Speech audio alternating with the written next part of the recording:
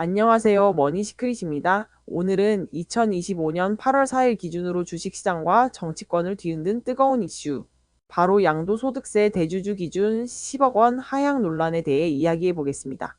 주식시장에 직격탄을 날린 이 이슈는 단순한 세금 문제가 아니라 투자 심리와 정치 신뢰, 그리고 여당과 야당의 경제 철학까지 모두 뒤엉킨 복잡한 퍼즐입니다. 이 영상 하나로 왜 코스피가 떨어졌는지, 민주당 진성준 의원은 왜 비난받는지, 그리고 이 이슈가 개인 투자자들에게 어떤 영향을 미칠지 알기 쉽게 풀어드릴게요. 일부 대주주 기준이 뭐길래? 먼저 주식 양도소득세 대주주 기준이 무엇인지부터 간단히 설명드릴게요. 현행세법상 어떤 종목을 많이 보유하고 있는 대주주에게는 주식을 팔아서 생긴 차익에 대해 양도소득세를 부과합니다. 기준은 종목당 50억 원 이상. 그러니까 삼성전자나 SK하이닉스 같은 대형주를 한 종목에 50억 원 넘게 가진 사람이 주식을 팔면 세금을 내야 한다는 거죠. 그런데 정부가 이번 세제 개편안에서 이 기준을 10억 원으로 낮추겠다고 발표했습니다. 즉, 한 종목을 10억 원 이상 보유하고 있는 투자자도 대주주로 간주되어 양도세를 내야 한다는 거죠. 이건 누가 봐도 대상이 크게 늘어나는 개편안입니다. 사실상 고액 자산가뿐만 아니라 일부 중산층 자산가까지 세금 대상에 들어가게 된 겁니다. 이부 투자자들 이럴 거면 왜 투자하냐? 문제는 여기서 끝이 아닙니다. 이 개편안이 발표되자마자 국내 증시는 곧바로 하락했습니다. 8월 1일 코스피는 큰 폭으로 밀려났고, 투자자 커뮤니티에서는 정부가 증시 망치려 드나? 세수 확보가 이렇게 급하냐? 같은 반발이 쏟아졌습니다. 개인 투자자, 이른바 개미 투자자 입장에서는 이런 세금 정책 변화가 무척 민감하게 다가옵니다. 그동안 정부와 여당은 코스피 5천을 목표로 한다면서 증시 부양을 이야기해왔죠. 그런데 갑자기 세금 폭탄이 날아오니 말이랑 행동이 다르다. 앞에선 코스피 띄운다더니 뒤에선 세금 깔아둔다는 비판이 터져나올 수밖에 없었습니다. 3부 민주당 내 내전 진성준 BS 투자자 의원들. 이번 사태의 핵심 중 하나는 더불어민주당 내부의 분열입니다. 정권을 잡은 민주당은 애초에 조세 정상화라는 명분으로 이 개편안을 추진했어요. 대표적으로 진성준 의원은 이 입장을 강하게 지지하며 대주주 기준 완화를 반대했습니다. 하지만 당내 분위기는 점점 달라졌습니다. 정책위의장으로 새로 임명된 한정혜 의원은 어안, 비안 모두 준비하라며 유연한 접근을 주문했고, 이소영 의원을 비롯한 10여 명의 민주당 의원들은 대주주 기준을 완화하자며 목소리를 높였습니다.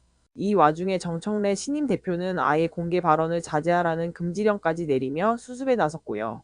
그만큼 당 내부도 이번 사안을 얼마나 민감하게 받아들이고 있는지를 알 수 있습니다.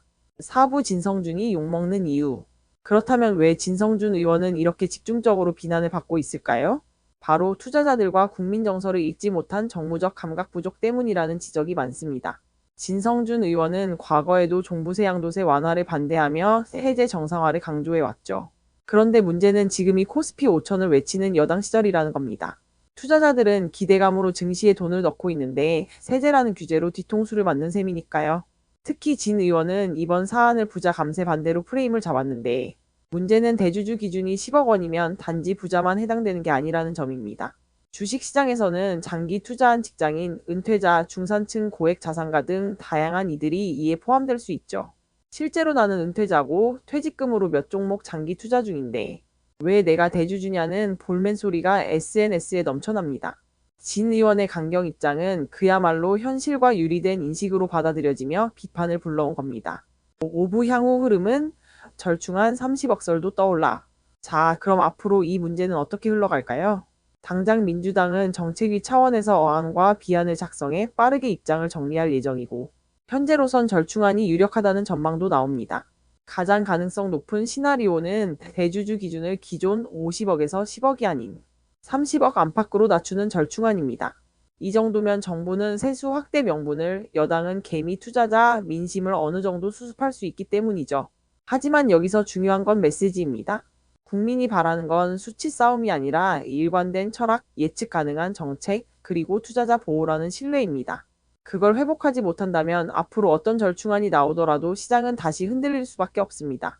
6부 주식시장 혼란은 누가 책임져야 할까? 이쯤 되면 질문이 생깁니다. 과연 이번 사태의 책임은 누구에게 있을까요? 정부는 세수 부족과 재정 정상화를 이유로 세제 개편안을 발표했고, 여당은 이를 당론으로 추진하는 모양새였지만 결국 시장 민심이라는 현실의 벽에 부딪혔습니다. 문제는 그 과정에서 아무도 시장의 신호를 제대로 읽지 않았다는 겁니다. 대주주 기준 완화가 투자 위축을 부르고 있다는 건 이미 수년 전부터 반복되어 온 문제인데도 이번에는 아무런 시장 소통 없이 갑자기 10억 원으로 낮춘다는 발표가 떨어졌습니다.